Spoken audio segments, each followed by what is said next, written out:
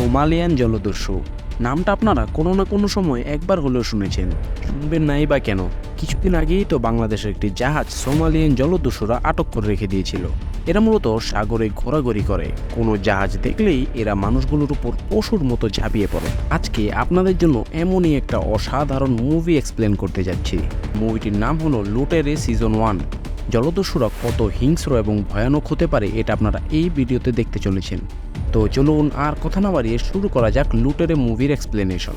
মুভির শুরুতে আমাদের সোমালিয়া দেশের দৃশ্য দেখানো হয়। এরপর আমরা গাড়িতে বন্দুক হাতে কিছু লোক দেখতে পাই, যারা সবাই একটি স্পিড বোটে ওঠে এবং জাহাজ ডাকাতি করার জন্য সমুদ্র পথে রওনা দেয়। তারা একটি জাহাজ দেখতে পায় এবং সেটাকে ধাওয়া করতে শুরু করে। এরপর মুভিটি 3 দিন পূর্বে চলে যায়, যেখানে আমরা বিক্রান্ত গান্ধী নামক একজন লোককে দেখতে পাই, যে মূলত সোমালিয়ার পোর্ট প্রেসিডেন্ট ছিল। মানে সব সমুদ্র বন্দর তার ইশারায় চলত। সে মূলত এই পজিশনের ব্যবহার করে তার ব্যবসার জন্য ইলিগেল অস্ত্র জাহাজে করে নিজের দেশে নিয়ে আসতো। এগুলো করে করে সে অনেক বড় ব্যবসা দাঁড়া করিয়ে ফেলেছে। এখন বিক্রান্ত তার সহকর্মী গুপ্তার সাথে এক জায়গায় আসে। সেখানে এসে সে জানতে পারে তাকে পোর্ট প্রেসিডেন্ট থেকে সরিয়ে দেবার জন্য আবার ইলেকশন করা হচ্ছে।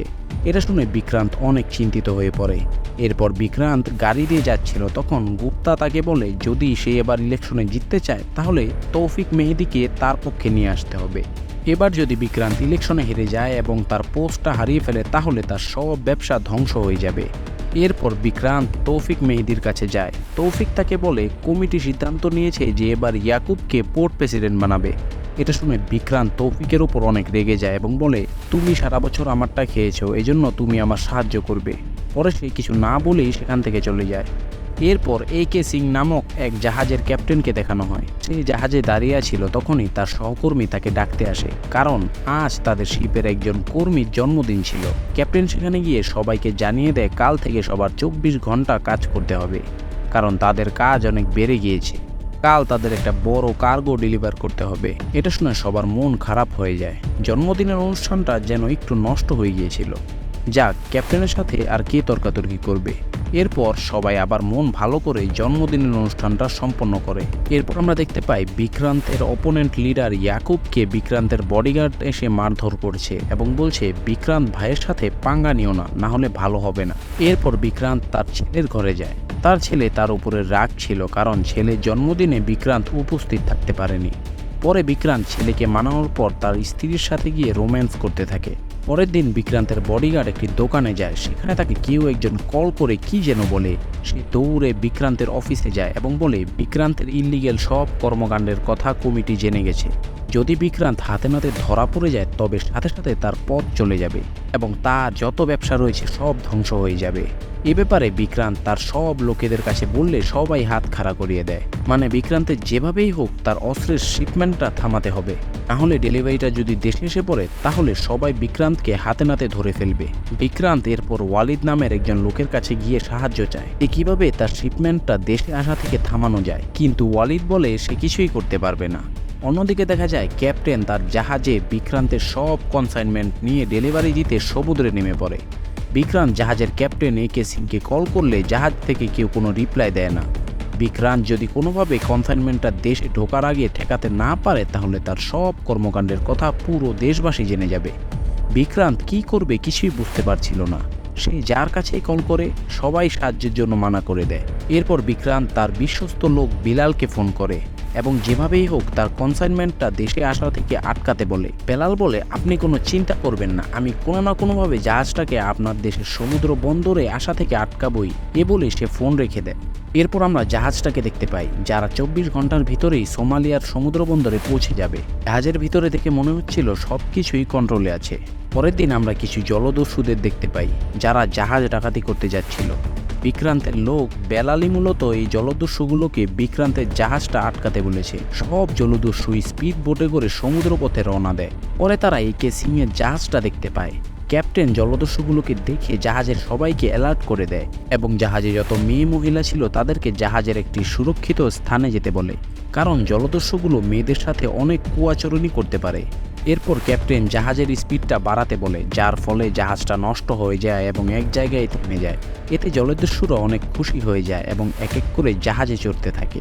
জাহাজে উঠে তারা সবাইকে মারধর করতে থাকে। ক্যাপ্টেন তাদের কন্ট্রোল রুমে সাহায্যের জন্য ফোন করে। কন্ট্রোল রুম বলে তাদের আসতে 30 মিনিট সময় লাগবে। জলদস্যুরা অনেক হিংস্র ছিল, যার কারণে তাদের সাথে ক্যাপ্টেন কথাই বলতে পারছিল না। ক্যাপ্টেনের সহকর্মীদের শুধুই জলদস্যুরা অনেক মারধর করে। জাহাজ হাইজ্যাক হয়ে 1 ঘন্টা অতিক্রম হয়ে গিয়েছে। জলদস্যুরা পুরো জাহাজকে তাদের আওতায় নিয়ে আসে। এরপর তারা হেলিকপ্টারের আওয়াজ শুনতে পায়, যেটাই করে ক্যাপ্টেনদের সাহায্যকারী এসেছিল। পরে বরখাট নামক এক জলদস্যু কন্ট্রোল রুমকে বলে, তোমরা চলে যাও, না হলে আমি সবাইকে মেরে ফেলবো। ক্যাপ্টেনের মাথার বন্দুক টানার পর হেলিকপ্টার চলে যায়। ক্যাপ্টেন এবং জাহাজে থাকা সবাই অনেক দিশেহারা হয়ে পড়েছিল। জলদস্যু এখন ক্যাপ্টেনকে বলে শিপে কারা কারা আছে তার লিস্ট দিতে। ক্যাপ্টেন বলে, যারা আছে তারা তোমার সামনেই রয়েছে। জলদস্যু বলে, না, আমার মনে হচ্ছে শিপে আরও অনেক লোক রয়েছে যাদেরকে তুমি লুকিয়ে রেখেছ। এরপর বিক্রান্ত অনেক রাগের মাথায় বেলালের কাছে যায়। পরে তার ঘাড়ে ছুরি ধরে বলে, তুই আমার কনসাইনমেন্ট চোর ডাকাতের হাতে কেন তুলে দিয়েছিস? বেলাল বলে, আমি আপনার মালামালকে কোনো ক্ষতি করিনি, আপনি আপনার সব কিছু পেয়ে যাবেন। বিক্রান্ত বলে, আমি কাল তোর সাথে আমার কনসাইনমেন্ট নিয়ে আসতে যাব। বেলাল বলে, আচ্ছা ঠিক আছে। এরপর এক জলদস্যু ক্যাপ্টেনকে বলে কোনো ইঞ্জিনিয়ার থাকলে তাকে নিয়ে আসতে, কারণ শিপটা রীতিমতো বন্ধ হয়ে গিয়েছিল, যার কারণে জলদস্যুরা শিপটাকে কোনো জায়গায় নিয়ে যেতে পারছে না। এরপর ডাকাতরা জাফরকে পায়, যে একজন ইঞ্জিনিয়ার ছিল। ডাকাতটা ক্যাপ্টেনকে বলে জাফরকে বলতে শিপটা ঠিক করার জন্য। ক্যাপ্টেন কোনো উপায় না পেয়ে জাফরকে বলে শিপটা ঠিক করে দিতে। এরপর ডাকাতগুলো ক্যাপ্টেন পুনিতকে দড়ি দিয়ে জাহাজের উপর টাঙিয়ে রাখে, যাতে তাদেরকে শিপের মেম্বাররা ভয় পায়। এরপর জাহাজে থেকের জায়গায় লুকানো লোকগুলোকে আমরা দেখতে পাই, যারা মেসেজের মাধ্যমে জানতে পেরেছে ডাকাতরা শিপের লিস্ট খুঁজছে, যার মাধ্যমে তারা জানতে পারবে শিপে কয়জন রয়েছে। এজন্য সাথে সাথে তারা সিদ্ধান্ত নেয় লিস্টগুলো খুঁজে ছিঁড়ে ফেলে দেবে। অন্যদিকে দেখা যায় বিক্রান্ত তার স্ত্রীকে বিদায় জানাচ্ছে, কারণ সে বিলালের সাথে তার কনসাইনমেন্টটা আনতে যাবে। এরপর রোহান তার আরেকজন সঙ্গী মিলে জাহাজের লিস্টটা ছিঁড়ে ফেলে। পরে তাদেরকে একটি ডাকাত দেখে ফেলে, কিন্তু ডাকাতের সাথে রোহান অনেক মারামারি করে। পরে আরেকটা ডাকাত এসে রোহানকে আটক করে ফেলে। এরপর জাফর ইঞ্জিনটা এক ডাকাতের সাথে ঠিক করতে থাকে। বিক্রান্ত বিলালের সাথে কনসাইনমেন্টটা আনার জন্য রওনা দেয়। জাফর ইঞ্জিনটা ঠিক করে ফেলে, যার ফলে ডাকাতরা অনেক খুশি হয়ে যায়। পরে জলদস্যু ক্যাপ্টেনকে বলে হারাধীরা বন্দরে জাহাজটা নিয়ে যেতে। ক্যাপ্টেন বলে, আগে তুমি পুনিতকে জাহাজের উপর থেকে নিচে নামাও, না হলে আমি কোনো কথাই শুনবো না তোমার। জলদস্যুরা পুনিতকে নামিয়ে নিয়ে আসে, কিন্তু পুনিতের অবস্থা অনেক ভয়াবহ ছিল। তৌফিক বিক্রান্তকে ফোন করে বলে কমিটির সকল মেম্বারকে $1 মিলিয়ন খাওয়াতে হবে, না হলে কমিটি ইয়াকুবকে পোর্ট প্রেসিডেন্ট বানিয়ে ফেলবে। বিক্রান্ত তৌফিকের কথায় রাজি হয়ে যায়। জাহাজে দেখা যায় ক্যাপ্টেন সবাইকে একটি প্ল্যান বলে। ক্যাপ্টেন বলে, আমাদের জনসংখ্যা ডাকাতগুলোর থেকে বেশি, আমরা চাইলেই ওদের উপর আক্রমণ করে দিতে পারি। ক্যাপ্টেন রাতে জলদস্যুদের উপর আক্রমণ করার জন্য একটি প্ল্যান বানায়। সেই প্ল্যানে জাহাজে থাকা সবাই অংশগ্রহণ করে। রাতে যখন রোহান এবং তার ক্রু মেম্বার জলদস্যুর উপর আক্রমণ করে, তখন রোহান একটি জলদস্যুর মাথায় বন্দুক ধরে এবং সব জলদস্যুদের বলে, এখনই এখান থেকে চলে যাও, না হলে আমি ওকে মেরে ফেলবো। তখনই একটি ডাকাত পুনিতের মাথায় বন্দুক টানে এবং বলে, যদি আমার লোককে না ছাড়িস তাহলে আমি পুনিতকে মেরে ফেলবো। দুজনের ভিতরে অনেক কথা কাটাকাটি হতে থাকে। এক সময় জলদস্যুটা পুনিতকে মাথায় গুলি করে মেরে ফেলে এবং তাকে উপর থেকে নিচে ফেলে দেয়। এটা দেখে সবার মাথায় আকাশ ভেঙে পড়ে। জলদস্যুরা পুনরায় আবার সব আয়ত্তায় নিয়ে নেয়। সকালে পুনিতের লাশটা জলদস্যুরা পানিতে ফেলে দেয়। এমন একটা পরিস্থিতিতে কারো কিছু করার ছিল না। জলদস্যুদের কথা মানতে থাকলে তাদের কি হবে তারাও জানে না, আর তাদের কথা না মানলে নিশ্চিত মরণ।